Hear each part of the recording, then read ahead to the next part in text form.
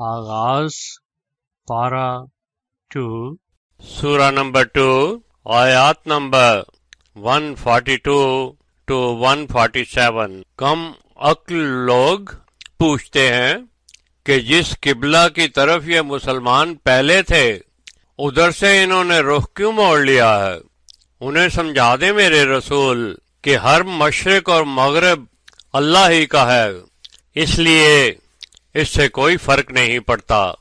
اللہ اپنے قانون کے مطابق جس کو چاہتا ہے اس کی صراط مستقیم کی طرف رہبری فرما دیتا ہے، اور اسی طرح ہم نے آپ کو ایک عدل پر قائم رہنے والی امت وسطی بنایا ہے تاکہ تم باقی تمام انسانوں کے لیے مثالی کردار بن سکو، اور اللہ کے رسول کا اسوہ حسنہ تمہارے سب کے نیک اعمال کی صداقت پر گواہ بن جائے۔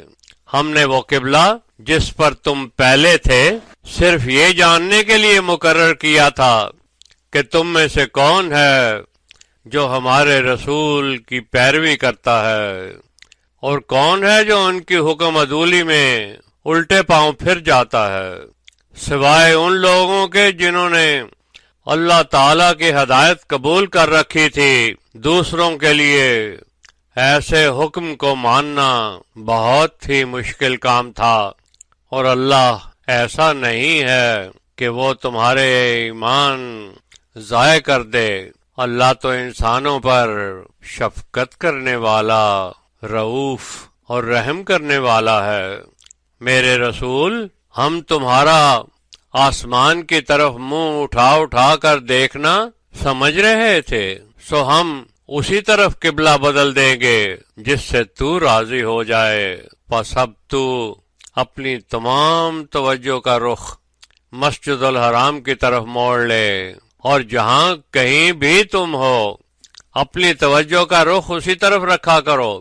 جن لوگوں کو کتاب دی گئی ہے وہ خوب جانتے ہیں کہ یہ اللہ کی طرف سے خالص حق بات ہے، اور جو کچھ عمل یہ کر رہے ہیں ان سے اللہ غافل نہیں ہے۔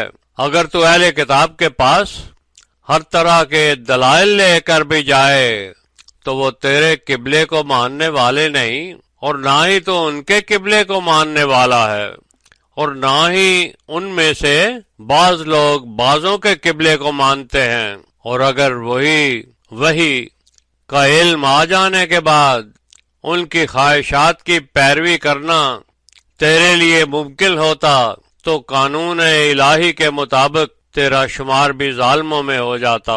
جن لوگوں کو کتاب دی گئی ہے وہ اس قبلے کی حقیقت کو ایسا پہچانتے ہیں جیسے اپنے بیٹوں کو پہچانتے ہیں، مگر ان میں سے ایک گروہ جان بوجھ کر اللہ کی طرف سے آئے ہوئے حق کو چھپائے رکھتا ہے۔ الحق صرف وہی ہے جو کچھ تیرے رب کی طرف سے ہے، اس لیے میرے رسول کہیں تو بھی شک کرنے والوں میں سے نہ ہو جانا۔ سورہ نمبر 2 آیات نمبر 148 to 152۔ ہر ایک گروہ کا کوئی نہ کوئی قبلہ ہے، مگر تم ان سب سے کار خیر میں سبقت لے جاؤ۔ تم جہاں کہیں بھی ہوگے اللہ تمہیں آپس میں جمع کر دے گا، بلا شبہ اللہ ہر شے پر قادر ہے۔ تم جس کسی کام کے لیے بھی اب نکلو تو اپنی توجہ کا رخ مسجد الحرام کے مقصد کی طرف رکھا کرو، اور بلا شبہ میرے رسول یہی تیرے رب کی طرف سے حق ہے، اور جو کچھ بھی تم لوگ کرتے رہتے ہو اللہ اس سے بے خبر نہیں ہے۔ میرے رسول، اس لیے تو اب جس کام کے لیے بھی نکلا کرے اپنی توجہ مسجد الحرام کے مقصد کی طرف رکھا کر، اور تم سب مومنین بھی جب نکلا کرو تو اپنی توجہ اسی طرف ہی رکھا کرو تاکہ تمہارے اعلیٰ کردار کی وجہ سے کوئی بھی انسان تم پر الزام نہ لگا سکے، سوائے ایسے لوگوں کے جو ان میں سے خود ظالم ہیں۔ لیکن ایسوں سے ہرگز نہ ڈرنا، صرف مجھ سے ڈرنا تاکہ میں تم پر اپنی ساری نعمتیں تمام کر دوں اور تم مکمل ہدایت یافتہ بن کر رہو، جیسے یہ ہم نے تمہارے درمیان رسول بھیجا ہے جو تم پر ہماری آیتیں پڑھ کر سناتا ہے اور ان سے تمہارے نفسوں کو برائیوں سے پاک کرتا ہے، اور تمہیں کتاب قرآن کا علم اور اس کی حکمت تعلیم کرتا ہے، اور تمہیں وہ علم عطا کرتا ہے جو تم پہلے نہیں جانتے تھے۔ اب تم اس کتاب کی آیات کے مطابق عمل کر کے میرا ذکر کیا کرو تو میں تمہیں بھی قابل ذکر بنا دوں گا، اور اسی طرح اپنی تخلیق کا مقصد پورا کرتے ہوئے میرا شکر ادا کیا کرو، کہیں اس شکر سے ہٹ کر کفر کرنے والے نہ بن جانا۔ سورہ نمبر 2 آیات 153 to 163۔ اے ایمان والو، حق کے راستے کی مشکلات کے سامنے ڈٹ جانے کے صبر اور اللہ کے احکام سے فحاشی اور منکرات کو روکنے والے وقت مقررہ پروگرام الصلاۃ سے میری مدد حاصل کیا کرو، اور جو اللہ کی راہ میں قتل ہو جائیں ان کے متعلق منہ سے مردہ کا لفظ بھی نہ نکالنا، نہیں بلکہ وہ زندہ ہیں مگر تم ان کی زندگی کا شعور نہیں رکھتے۔ ہم تمہیں بھی آزمائیں گے، خوف سے، بھوک سے، مال اور جان اور فصلوں کے نقصان سے، اس کے باوجود بھی حق پر ڈٹے رہنے والے صابرین کو میری خوشخبری سنا دو۔ صابرین وہ ہوتے ہیں کہ جب کوئی مصیبت آئے تو کہتے ہیں یہ سب کچھ اللہ کے قانون کے مطابق ہونا ہی تھا، اور ہر کام اسی قانون کے مطابق اپنے فطری نتیجے پر پہنچ جاتا ہے۔ یہی وہ لوگ ہیں جن پر ان کے رب کی طرف سے مددگار برکتیں اور رحمت نازل ہوتی ہے، اور یہی لوگ حقیقت میں ہدایت یافتہ ہیں۔ یہ صفا اور مروہ دو پہاڑیاں اللہ سے متعلقہ ایک واقعہ کی نشانیاں شعائر اللہ ہیں، اس لیے جو کوئی بھی بیت اللہ کہ حج یا عمرہ کے لیے آئے تو اسے کوئی گناہ نہیں کہ اگر وہ اس واقعہ کی یاد میں ان کے درمیان طواف کرے، اور جو کوئی بھی ایسا طواف کرے گا تو اسی کے حق میں بہتر ہوگا۔ اللہ بڑا قدر شناس، شاکر اور علم رکھنے والا ہے۔ جو لوگ ہماری نازل کردہ صاف صاف سمجھ آنے والی ہدایتوں کو جان بوجھ کر چھپاتے ہیں، حالانکہ تمام انسانوں کے فائدے کے لیے انہیں بڑی وضاحت سے کتابی صورت میں بھی بیان کر دیا گیا ہے، تو ایسے لوگوں پر بھی اللہ لعنت کرتا ہے، اور لعنت کرتے ہیں ان پر تمام لعنت کرنے والے، سوائے ان لوگوں کے جو توبہ کر لیں اور اپنی اصلاح کر لیں اور حق بات کو بیان کرنے لگ جائیں، تو ایسے لوگوں کی میں توبہ قبول کر لیتا ہوں، میں تو سب سے بڑا توبہ قبول کرنے والا، رحم کرنے والا ہوں۔ ایسے لوگ جو آیات الہی کا انکار کرنے والے کافر ہوں اور اسی حالت میں مر جائیں تو ان پر اللہ اور ملائکہ اور تمام کے تمام انسان لعنت کرتے ہیں، وہ اسی ملعون حالت میں ہمیشہ ہمیشہ رہیں گے، نہ تو ان کے عذاب میں کوئی کمی کی جائے گی اور نہ ہی انہیں مہلت دی جائے گی، اور تمہارا معبود صرف ایک واحد معبود ہے، نہیں ہے کوئی معبود سوائے اس الرحمن الرحیم کے۔ سورہ نمبر 2 آیات 164 to 167۔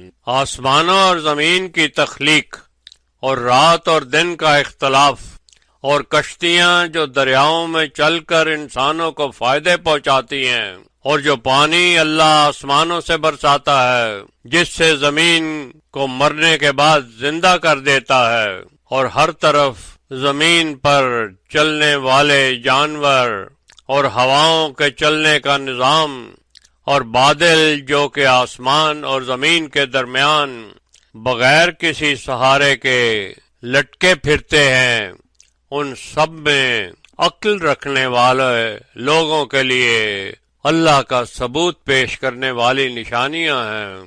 اس کے باوجود بھی انسانوں میں ایسے لوگ ہیں جو اللہ کے علاوہ دوسروں کو اللہ کے برابر ٹھہرا لیتے ہیں اور ان سے ایسے محبت کرتے ہیں جیسے انہیں اللہ سے محبت ہونی چاہیے، مگر جو لوگ ایمان والے ہیں وہ اللہ سے کہیں زیادہ شدید محبت رکھتے ہیں۔ کاش یہ ظالم وہ کچھ دیکھ سکتے جو وہ عذاب کی حالت میں دیکھیں گے کہ تمام کی تمام قوت محض اللہ ہی کے لیے ہے، اور یہ کہ اللہ شدید عذاب دینے والا ہے۔ اور جب عذاب کو سامنے دیکھیں گے تو ان کے پیشوا اپنے پیروکاروں سے بیزاری کا اظہار کریں گے اور ان کے آپس کے تمام تعلقات ٹوٹ جائیں گے۔ تب ان پیشواؤں کی پیروی کرنے والے کہیں گے کہ جس طرح آج یہ ہم سے بیزار ہوئے ہیں، اے کاش اگر ہمارے لیے دوبارہ دنیا میں جانا ممکن ہو جائے تو ہم بھی ان سے بیزار ہو جائیں گے۔ یوں ان کا رب ان کے مال کو ان کے لیے محض حسرت بنا کر دکھا دے گا اور وہ آگ سے کبھی بھی نکل نہ سکیں گے۔ سورہ نمبر 2 آیات 168 to 176۔ اے انسانوں، زمین میں جو کچھ بھی نقصان سے پاک، طیب اور حلال رزق ہے اس میں سے کھاؤ اور شیطان کے طور طریقوں کی پیروی نہ کرو، وہ تو تم سب کا کھلا دشمن ہے۔ وہ شیطان جو تم کو برائی اور بے حیائی کے عمل کا حکم کرتا ہے تاکہ تم اللہ کے بارے میں ایسی ایسی باتیں کہو جس کا تم خود بھی علم نہیں رکھتے۔ جب ان لوگوں سے کہا جاتا ہے کہ تم پیروی کرو اس کی جو کچھ تم پر اللہ کی طرف سے نازل ہوا ہے، تو کہہ دیتے ہیں کہ ہم تو محض اسی کی پیروی کریں گے جس کی ہم نے اپنے باپ دادا کو پیروی کرتے دیکھا ہے، چاہے ان کے باپ دادا نہ تو کچھ عقل رکھتے ہوں اور نہ ہی اللہ کی ہدایت پر ہوں۔ ایسے کافروں کی مثال اسی طرح ہے جیسے کوئی شخص کسی ایسے کو پکار رہا ہو جو صرف شور شرابہ تو سنتا ہو مگر بالکل ایسے ہو جیسے بہرے، گنگے، اندھے ہوتے ہیں جو کچھ سمجھ نہیں سکتے۔ اے ایمان والو، اللہ نے تمہیں جو رزق عطا کیا ہے اس میں سے نقصان نہ دینے والی صاف طیب چیزوں کو کھاؤ، اور اگر تم اللہ کے عبد بھی ہو تو اللہ کے کام میں لگے رہ کر اس کا شکر ادا کرو۔ اللہ نے حرام کر دیا ہے تم پر مرا ہوا جانور اور خون اور خنزیر کا گوشت اور وہ کچھ بھی جو اللہ کے علاوہ کسی اور کو معبود مان کر اس پر بھیٹ کے طور پر ذبح کیا گیا ہو، لیکن مجبوری کی حالت میں اگر حد سے نہ بڑھو اور نہ ہی نافرمانی کرو تو تھوڑا سا کھا لینے میں کوئی گناہ نہیں۔ اللہ بلا شبہ بخشنے والا، رحم کرنے والا ہے۔ جو کچھ اللہ نے اس کتاب میں نازل فرمایا ہے اسے جو لوگ چھپاتے ہیں اور اس کے بدلے میں تھوڑا سا دنیاوی فائدہ حاصل کر لیتے ہیں تو وہ لوگ اپنے پیٹ میں آگ بھر رہے ہیں۔ ایسے لوگوں سے اللہ قیامت کے دن بات بھی نہیں کرے گا اور نہ ہی وہ کبھی گناہوں سے پاک ہو سکیں گے۔ ان کے لیے نہایت دردناک عذاب ہوگا۔ یہی وہ لوگ ہیں جنہوں نے ہدایت بیچ کر گمراہی کو خرید لیا اور مغفرت کے بدلے میں عذاب کو چن لیا۔ یہ جہنم کی آگ کو بھلا کیسے برداشت کر سکیں گے؟ یہ اس لیے کہ اللہ نے اس کتاب کو نازل ہی حق کے ساتھ کیا ہے۔ اس کے باوجود بھی اگر لوگ اس کتاب میں اختلاف رکھتے ہیں تو وہ حق سے ہٹ کر بہت دور جا چکے ہیں۔ سورہ نمبر 2 آیات 177 to 182۔ نیکی یہ نہیں ہے کہ تم منہ مشرق کی طرف کرو یا مغرب کی طرف کرو، بلکہ نیکی یہ ہے کہ تم میں سے کون ایمان لائے ہیں اللہ پر، یوم آخرت پر، ملائکہ پر، اللہ کی کتاب پر، اللہ کے نبیوں پر، اور کون اللہ کی محبت میں مال خرچ کرتے ہیں اپنے اقربا، یتیموں، مسکینوں، مسافروں، سائلوں، غلام آزاد کروانے پر، اور کون فحاشی و منکرات کو ختم کرنے والے وقت مقرر کردہ پروگرام الصلاۃ کو قائم کرتے اور اس کے لیے اللہ کے رزق میں سے الزکوٰۃ خرچ کرتے ہیں، اور جب عہد کر لیں تو اسے پورا کرتے ہیں، اور سختی تنگی کی حالت میں یا کسی نقصان ہو جانے پر اور لڑائی کے میدان میں صبر کا دامن ہاتھ سے نہیں چھوڑتے۔ یہ ہیں وہ لوگ جو سچ بولنے والے ہیں، اور یہی لوگ حقیقت میں متقی ہیں۔ اے ایمان والو، تمہارے لیے مقتولین کا بدلہ لینے میں قصاص فرض کیا جاتا ہے، وہ یوں کہ اگر کوئی آزاد شخص قتل کر دیا جائے تو مقتول کے وارث قاتل کی جان لینے کی بجائے قصاص میں کسی آزاد شخص کو بطور غلام قبول کر لے، اور اگر کوئی غلام قتل ہو جائے تو اسی طرح اس کے بدلے میں قاتل کی جان لینے کی بجائے کسی غلام کو اپنا غلام قبول کر لیں، اور اسی طرح کوئی آزاد عورت یا کنیز عورت قتل ہو جائے تو قاتل کی جان لینے کی بجائے آزاد عورت کے بدلے آزاد عورت اور کنیز عورت کے بدلے کنیز عورت کو قبول کر لیا جائے، اور اگر مقتول کے وارث برادرانہ جذبے کے اظہار کے لیے کچھ معاف کر دینا چاہیں تو پھر اس فیصلے پر نہایت پسندیدہ طریقے سے عمل کیا جائے اور احسان مندی کے ساتھ لین دین کیا جائے۔ اس طرح قتل کا بدلہ لینے میں قصاص کی تخفیف تمہارے رب کی طرف سے تم پر رحمت ہے۔ اب اگر تم میں کوئی بھی اللہ کے اس فیصلے سے کچھ ادھر ادھر کرے گا تو اس کے لیے بڑا دردناک عذاب ہوگا۔ اے دانشورو، تمہارے لیے قصاص میں زندگی ہے تاکہ تم اللہ کے احکام سے خبردار رہنے والے متقی بن جاؤ۔ تم پر فرض کیا جاتا ہے کہ جب تم میں سے کسی ایک پر موت کا وقت آ پہنچے اور اگر وہ کچھ پیچھے چھوڑ جانے والا ہو تو اپنے والدین اور قریبی رشتہ داروں کے لیے پسندیدہ طریقے سے وصیت لکھوا دے۔ ایسا کرنا تمام متقین پر اللہ کا حق ہے۔ پھر اگر کوئی شخص اس وصیت کو سننے کے بعد بدل دے گا تو اس کا گناہ انہی لوگوں پر ہوگا جنہوں نے اسے بدل دیا ہے۔ بلا شبہ اللہ سننے والا، علم رکھنے والا ہے۔ اور اگر کسی وصیت کو کرنے والے کی طرف سے یہ خوف ہو کہ اس نے کسی کی طرفداری یا حق تلفی کی ہے تو اس میں کوئی گناہ نہیں کہ وارثین آپس میں مل کر اس کی اصلاح کر لیں۔ اللہ بڑا معاف کرنے والا، رحم کرنے والا ہے۔ سورہ نمبر 2 آیات نمبر 183 to 188۔ اے ایمان والو، آپ پر روزے فرض کیے گئے ہیں جیسے آپ سے پہلے لوگوں پر فرض کیے گئے تھے تاکہ تم متقی بن جاؤ۔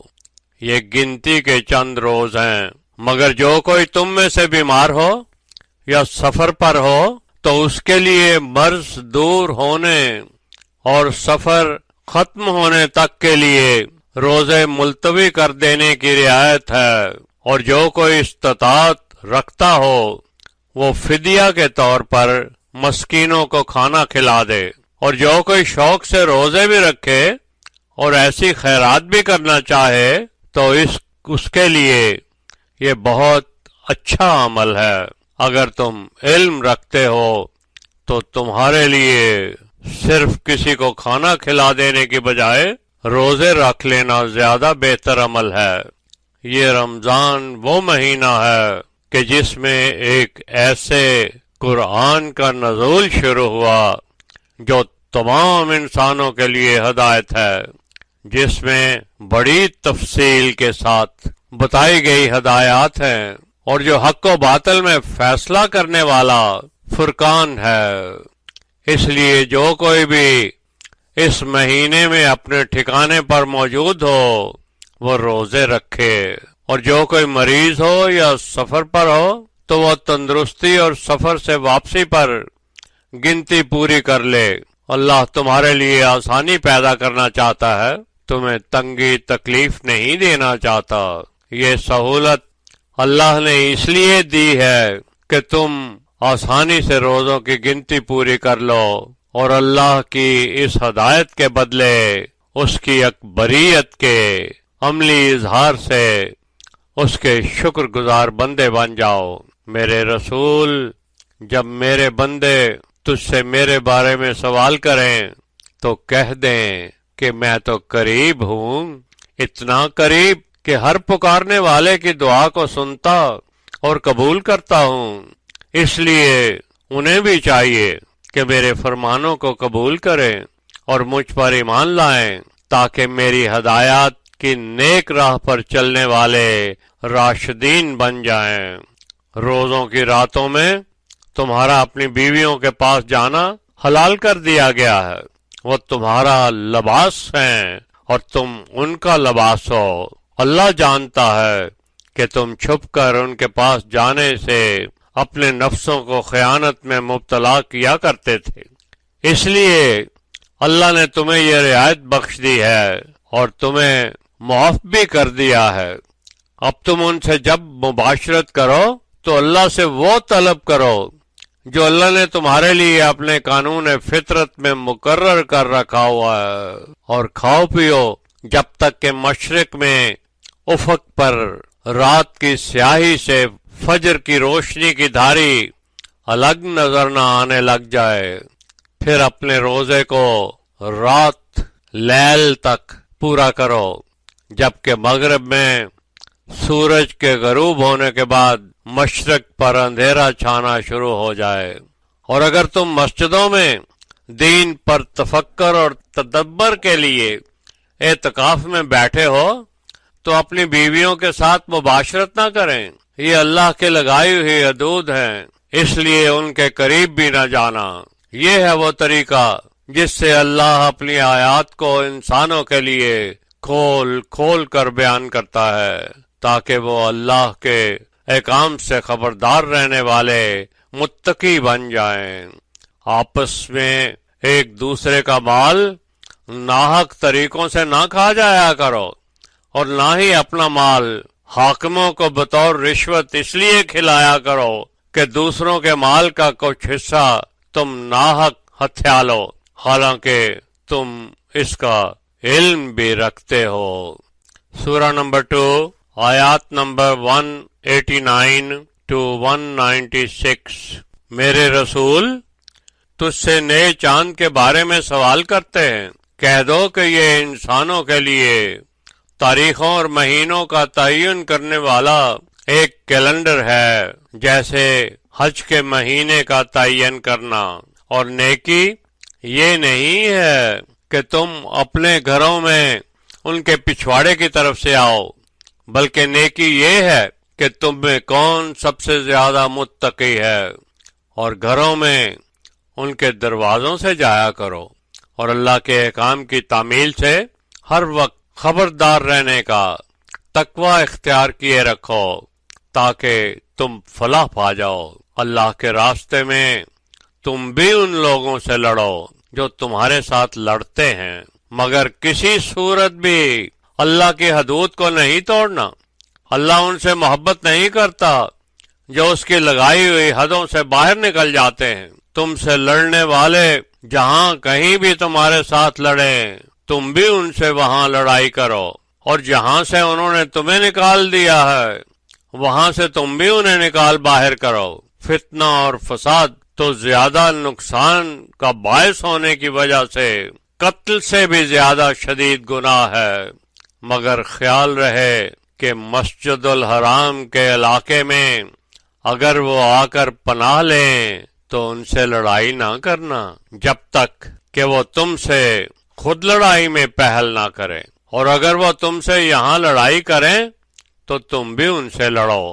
اللہ کے احکام کا انکار کرنے والے کافروں کی یہی سزا ہے، اور اگر وہ باز آ جائیں تو بلا شبہ اللہ بخشنے والا رحم کرنے والا ہے، اور اگر وہ باز نہ آئیں تو ان سے اس وقت تک لڑتے رہو جب تک فتنہ دور نہ ہو جائے اور محض اللہ کے دین کے مطابق امن نہ چھا جائے۔ لیکن اگر وہ باز آ جائیں تو سوائے ظالموں کے کسی پر زیادتی نہ کرنا۔ حرمت کے مہینے کے مقابل حرمت کا مہینہ ہے، اسی طرح دوسروں کی حرمت والی چیزیں تمہاری حرمت والی چیزوں کے بدل قصاص کی طرح ہے۔ پھر اگر کوئی آپ کی قابل حرمت چیزوں کا احترام نہ رکھے تو تم بھی ان کی ایسی چیز کا احترام نہ کرو، اور اللہ کے احکام سے خبردار رہنے کا تقوی برقرار رکھو، اور اچھی طرح جان لو کہ اللہ متقین کے ساتھ ہے، اور اللہ کی راہ میں خرچ کیا کرو، اور اپنے ہی ہاتھوں اپنی ہلاکت کا سامان نہ کرو بلکہ نیکیاں کرو۔ بلا شبہ اللہ نیکی کرنے والوں سے محبت رکھتا ہے۔ حج اور عمرہ کو اللہ کے لیے پورا کرو، اور اگر تم راستے میں مجبوراً روک لیے جاؤ تو اپنی جو بھی قربانی میسر آتی ہے اسے آگے بھیج دو، اور جب تک آپ کی قربانی اپنی منزل پر نہ پہنچ جائے اپنے سروں کو نہ منڈواؤ، اور اگر تم میں سے کوئی کسی ایسی مرض کی حالت میں ہے یا اس کے سر میں کوئی ایسی تکلیف ہے کہ اسے سر منڈوانا دشوار ہو یا اس کی وجہ سے فوری سر منڈوانا ضروری ہو تو پھر اس کے بدلے میں یا تو کچھ روزے رکھیں یا کچھ صدقہ دیں یا کچھ اور نیکی کر دیں۔ پھر جب امن نصیب ہو کر رکاوٹ دور ہو جائے اور حج میں کچھ دن باقی ہوں اور وہ اس دوران حج کے وقت تک وہاں جا کر عمرہ کا فائدہ اٹھانا چاہیں تو جو میسر آئے اس کی قربانی کرے، اور اگر کچھ میسر نہ آ سکے تو اس کے بدلے میں پھر 3 دن کے روزے تو حج کے دنوں میں رکھے اور 7 دن کے روزے واپس اپنے گھر پہنچ کر رکھے۔ یہ کل 10 دن ہیں۔ یہ گھر جا کر روزے رکھنے والی رعایت صرف اس شخص کے لیے ہے جو بیت الحرام مکہ کا رہنے والا نہ ہو۔ اللہ کے ساتھ تقوی کا رشتہ مسلسل قائم رکھو اور جان لو کہ اللہ سخت سزا دینے والا ہے۔ سورہ نمبر 2 آیات 197 to 210۔ حج کے مہینے جانے پہچانے ہیں، تم میں سے جو کوئی بھی ان مہینوں میں اپنے اوپر حج کو فرض کر لے تو پھر وہ نہ تو بیویوں سے جنسی تعلقات رکھے، نہ کوئی گناہ کرے، اور نہ ہی حج کے دوران کسی لڑائی جھگڑے فساد کا حصہ بنے، اور جو بھی نیک کام تم کرو گے اللہ اس کا علم رکھتا ہے۔ اور اپنے سفر کے لیے ضروری سامان زاد راہ کا انتظام کر لیا کرو۔ یاد رکھو کہ سب سے بہتر زاد راہ تقوی ہے۔ اے دانشورو، میرے ساتھ تقوی کا رشتہ استوار کرو، تم پر کوئی گناہ نہیں کہ تم حج کے دوران اپنے لیے اللہ کا فضل بھی طلب کرو، اور جب تم عرفات کے مقام سے واپس ہونے لگو تو کعبہ کے قریب حرمت والے مقام مزدلفہ پر اللہ کے بارے میں جو باتیں تمہیں قرآن کے ذریعے ہدایت کی گئی ہیں ان کا ذکر کرو۔ اس سے پہلے تم لوگ ان باتوں طور طریقوں کو چھوڑ کر گمراہ ہو چکے تھے، پھر جہاں سے دوسرے لوگ واپس ہوں وہاں سے تم بھی واپس لوٹ جاؤ اور اللہ سے گناہوں کی بخشش مانگو، یقیناً اللہ بخشنے والا رحم کرنے والا ہے۔ اور جب تم حج کے تمام مناسک طے کر چکو تو اللہ کی باتوں کا ایسے ذکر کرو جیسے تم اپنے ماں باپ کا ذکر کیا کرتے ہو، بلکہ اس سے بھی زیادہ شدید ذکر کرو۔ انسانوں میں کچھ ایسے بھی ہیں جو کہتے ہیں کہ اے ہمارے رب ہمیں دنیا میں ہی سارا اجر دے دے، تو ان لوگوں کا پھر آخرت میں کوئی حصہ نہیں ہوگا۔ مگر ان میں کچھ ایسے بھی ہیں جو کہتے ہیں کہ ہمیں اس دنیا میں بھی بھلائی عطا فرما اور آخرت میں بھی ہمیں بھلائی دینا اور ہمیں آگ کے عذاب سے بچا لینا۔ ان لوگوں کا ویسا ہی اجر ہوگا جیسا کہ ان کا عمل ہوگا۔ اللہ بہت جلد حساب کرنے والا ہے، اور گنتی کے مقررہ دنوں میں اللہ کی باتوں کو یاد کرو، اور اگر کسی کو جلدی ہو اور وہ 2 ہی دن میں چل دے تو اس پر کوئی گناہ نہیں، اور اگر کوئی کچھ دن زیادہ رکنا چاہے تب بھی اس پر کوئی گناہ نہیں، بشرطے کہ وہ اللہ کے احکام سے خبردار تقوی پر قائم رہنے والا ہو۔ پھر اللہ سے اس تقوی کو قائم رکھو اور خبردار رہو کہ تم سب یقیناً اللہ کے حضور جمع کیے جاؤ گے۔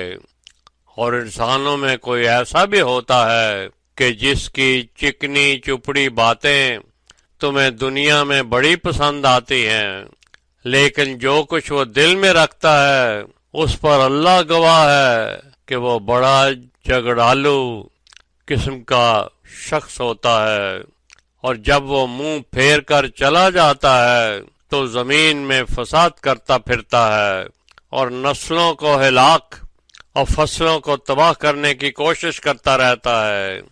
اللہ فساد سے محبت نہیں رکھتا، اور جب اسے کہا جاتا ہے کہ اللہ سے تقوی اختیار کرو تو اس کا غرور اسے اور زیادہ گناہ میں دھکیل دیتا ہے۔ پھر ایسے کی جہنم ہی سزا ہو سکتی ہے، اور وہ بہت برا ٹھکانہ ہے۔ اور انسانوں میں کوئی ایسا بھی ہے کہ جو اللہ کی رضا کے لیے اپنے نفس کو بیچ دیتا ہے۔ اللہ اپنے ایسے بندوں پر بڑا ہی شفقت کرنے والا ہے۔ اے ایمان والو، پورے کے پورے اسلام میں داخل ہو جاؤ اور شیطان کے طور طریقوں کی پیروی نہ کرو، وہ تمہارا ظاہری دشمن ہے۔ پھر اگر تم ایسی واضح آیات آ چکنے کے بعد بھی بھٹک جاؤ تو جان رکھو کہ اللہ ہر چیز پر قوت رکھنے والا، حکمت والا ہے۔ کیا یہ لوگ صرف اس بات کا انتظار کر رہے ہیں کہ اللہ اور اس کی کارندہ قوت ملائکہ بھی ان پر بادلوں میں بیٹھ کر آ نازل ہوں اور ان کا کام تمام کر دے؟ سب کاموں کا انجام اللہ ہی کے ہاتھ میں ہے۔ سورہ نمبر 2 آیات نمبر 2:11 to 2:16۔ پوچھیں بنی اسرائیل سے کہ ہم نے ان کو کتنے کھلے دلائل عطا کیے۔ جو کوئی بھی اللہ کی ایسی نعمت کے آنے کے بعد اسے بدل دے گا تو اللہ ایسوں پر شدید عذاب کرنے والا ہے۔ کافروں کی نظر میں دنیاوی زندگی بڑی پسندیدہ کر دی گئی ہے، اس لیے وہ ایمان لانے والوں کا مذاق اڑاتے ہیں، لیکن جو لوگ متقی ہیں ان کا درجہ قیامت کے دن ان سب سے بہت اونچا ہوگا۔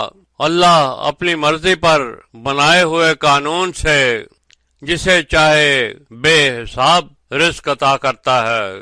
تم انسان ایک ہی فطرت پر امت واحدہ پیدا ہوئے تھے، پھر اللہ نے ان میں اپنے نبی بھیجے جو اچھے اعمال کے اچھے نتیجے کی خوشخبری دینے والے بشیر اور برے اعمال کے برے نتائج سے خبردار کرنے والے نذیر ہوتے تھے، اور ان کے ساتھ حق سے بھری ہوئی کتابیں نازل فرمائیں تاکہ انسانوں کے درمیان ان کے اختلافات کا فیصلہ کر دیا جائے، مگر پھر آپس میں اختلافات بھی محض وہی لوگ کرنے لگے جن کو کتاب کی واضح آیات عطا کی گئی تھی، اور وہ محض آپس کے بغض و عناد کی وجہ سے ایسا کرتے تھے۔ لیکن اللہ نے اپنی ہدایت کے ذریعے ایمان والوں کے لیے حق میں پیدا ہونے والے اختلافات اپنی عنایت سے دور فرما دیے۔ اس طرح اللہ اپنی ہدایت کے قانون کے مطابق جس کی چاہے صراط مستقیم پر ہدایت فرما دیتا ہے۔ کیا تم یہ سمجھے بیٹھے ہو کہ تم جنت میں یوں ہی داخل کر دیے جاؤ گے، حالانکہ تمہیں ان مصیبتوں کا بھی سامنا ہی نہیں کرنا پڑا جو تم سے پہلے مومنین پر آتی تھیں۔ ان پر تو ایسی ایسی سختیاں اور مصیبتیں آئیں کہ وہ ہلا دیے گئے، یہاں تک کہ ان کے رسول اور ان کے ایمان لانے والے ساتھی پکار اٹھے کہ اللہ کی مدد کب آئے گی۔ جان رکھو کہ اللہ کی مدد قریب ہی ہوتی ہے۔ میرے رسول یہ تجھ سے سوال کرتے ہیں کہ ہم کیسے خرچ کریں؟ کہہ دو ان سے کہ جو کچھ بھی تم خیر کے لیے خیرات خرچ کرو تو وہ ماں باپ، غریب اقربا، بے سہارا یتیموں، مجبور و لاچار مساکین اور مشکل میں پھنسے ہوئے مسافروں کے لیے خرچ کرو۔ اس طرح جو کچھ بھی تم کار خیر کرو گے تو اللہ کو اس کا پورا علم ہے۔ اللہ نے تم پر حق کی راہ میں قتال فرض کر دیا ہے، چاہے تم اسے کتنا ہی مکروہ سمجھو۔ یہ عین ممکن ہے کہ تم کسی شے کو مکروہ سمجھو لیکن وہ حقیقت میں تمہارے لیے فائدہ مند خیر ہو، اور تم کسی شے کو بہت محبوب رکھو مگر وہ تمہارے لیے نقصان دہ شر ہو۔ اللہ یقیناً وہ جانتا ہے جو تم نہیں جانتے۔ سورہ نمبر 2 آیات 217 to 221۔ میرے رسول یہ تجھ سے حرمت والے مہینوں میں لڑائی کرنے کے بارے میں سوال کرتے ہیں۔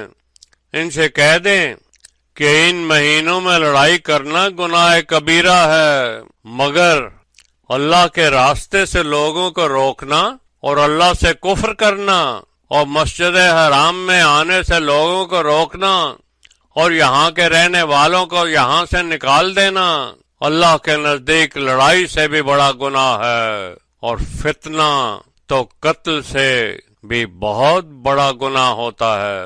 یہ لوگ ہمیشہ تم سے لڑتے رہیں گے جب تک یہ اپنی ہمت کے مطابق تمہیں تمہارے دین سے پھیر نہ دیں، اور اگر کوئی تم میں سے ان کے کہنے میں آ کر اپنے دین سے پھر گیا اور اسی کفر کی حالت میں مر گیا تو اس کے دنیا اور آخرت کے تمام نیک اعمال ضائع ہو جائیں گے، اور وہ آگ میں جانے والے ہو کر اس میں ہمیشہ ہمیشہ رہیں گے، مگر جو ایمان لائے اور انہوں نے ہجرت کی اور اللہ کی راہ میں جہاد کیا تو ایسے لوگ ہی اللہ کی رحمت کے حقدار ہیں، اور اللہ ہے ہی بڑا معاف کرنے والا، رحم کرنے والا۔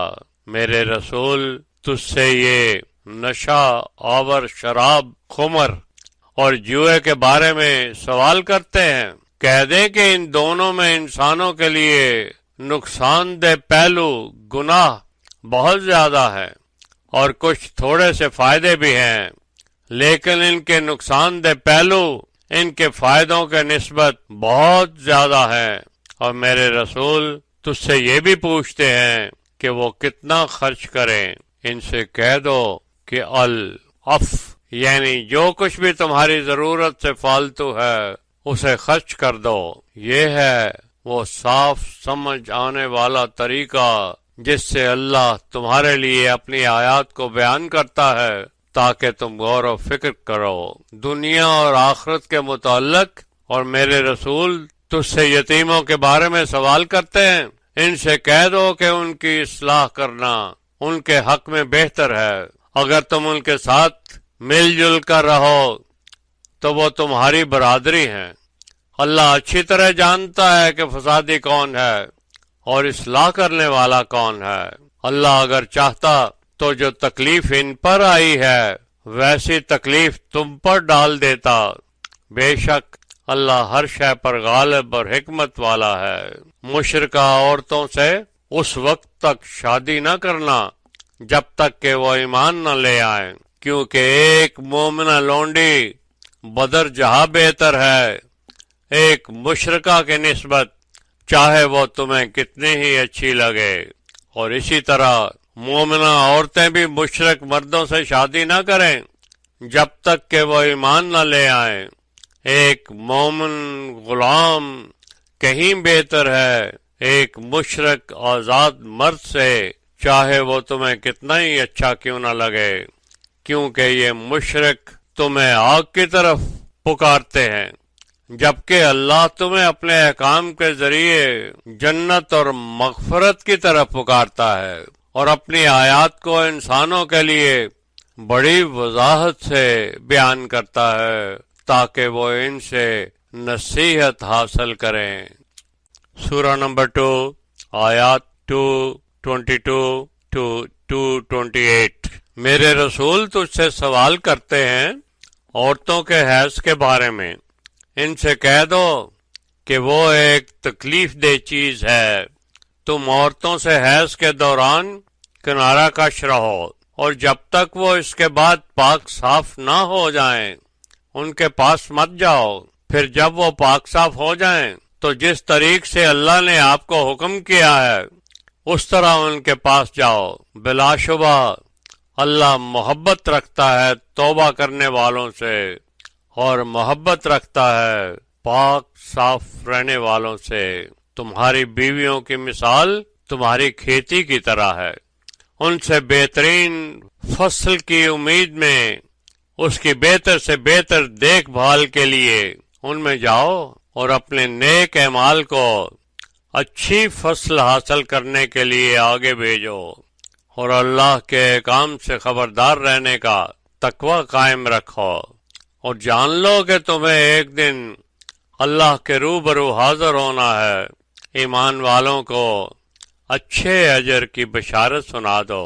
اللہ کے نام کو اپنی قسموں میں بہانہ مت بناؤ تاکہ تم اس طرح تقوی اختیار کرنے یا انسانوں میں صلح کرانے سے باز رہو۔ اللہ تو سننے والا علم والا ہے۔ اللہ تمہاری دادتاً بولی جانے والی لغو قسموں کی پکڑ نہیں کرے گا، لیکن جو قسمیں تم دل سے اٹھاؤ گے اس کی ضرور پکڑ کرے گا۔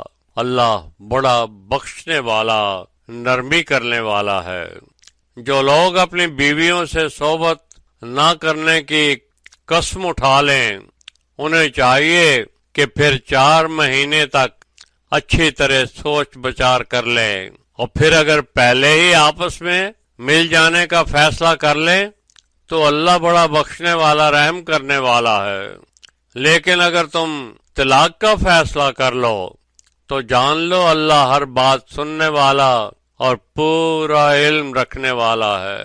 اور پھر طلاق یافتہ عورتیں 3 حیض تک اپنے آپ کو کوئی اور فیصلہ کرنے سے روکے رکھیں، اور اگر وہ اللہ اور آخرت کے دن پر ایمان رکھتی ہیں تو ان کے لیے یہ حلال نہیں ہے کہ اللہ نے ان کے رحموں میں جو بچہ خلق کیا ہے اس کو چھپائیں، اور ان کے خاوند اگر ان سے صلح کرنا چاہیں تو وہ انہیں واپس لے لینے کے زیادہ حقدار ہیں۔ اور پسندیدہ معروف برتاؤ کرنے میں عورتوں کا حق مردوں پر ایسا ہی ہے جیسا مردوں کا حق عورتوں پر ہے، مگر عملی ذمہ داری میں مردوں کے فرائض زیادہ ہے، اور اللہ غالب حکمت والا ہے۔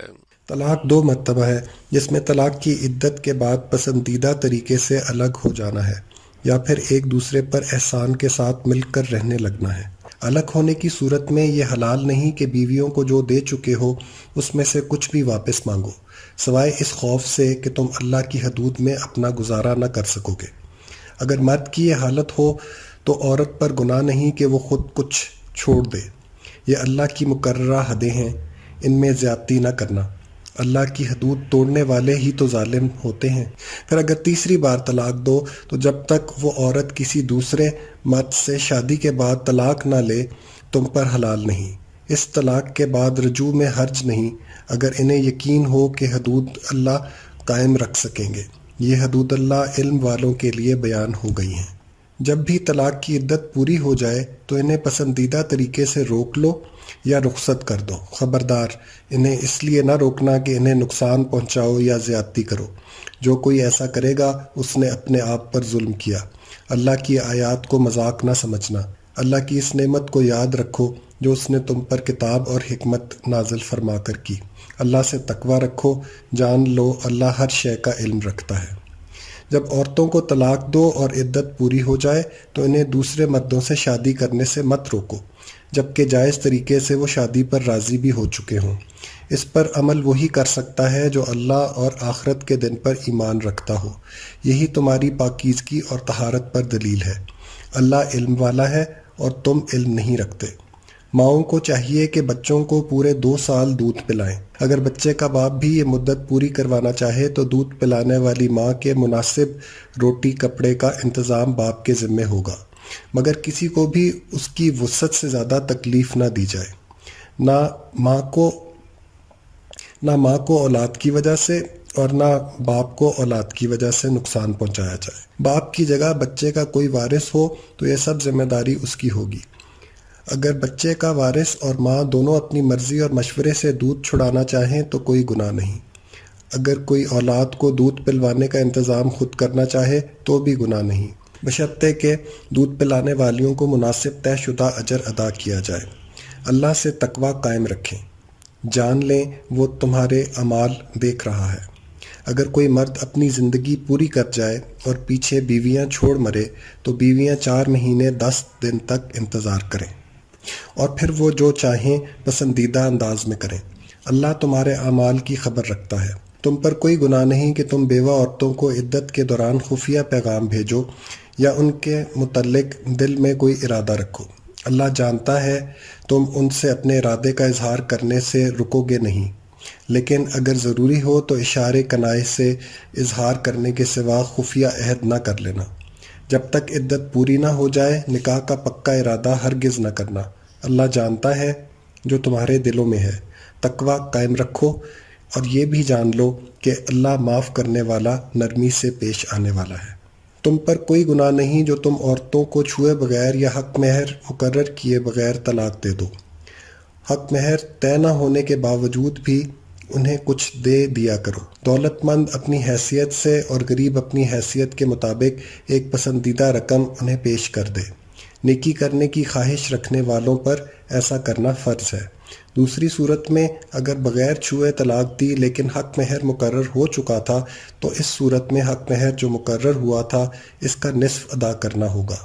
عورت چاہے تو معاف کر دے یا مرد پورا حق مہر دے دے۔ ایسے میں فساد کے بجائے اپنا حق چھوڑ دینا تقوی کے زیادہ قریب ہے۔ لیکن آپس میں مہربانی کا برتاؤ نہ بھولنا۔ اللہ تمہارا ہر ایک عمل دیکھ رہا ہے۔ فحاشی و منکرات سے دور کرنے والے الصلاۃ کے پروگرام کی حفاظت کرو، خصوصاً عدل و انصاف کے متوسط راستے کی الصلاۃ کا پروگرام جسے خالص اللہ کے لیے عاجز فرما بردار قانتین بن کر قائم رکھو۔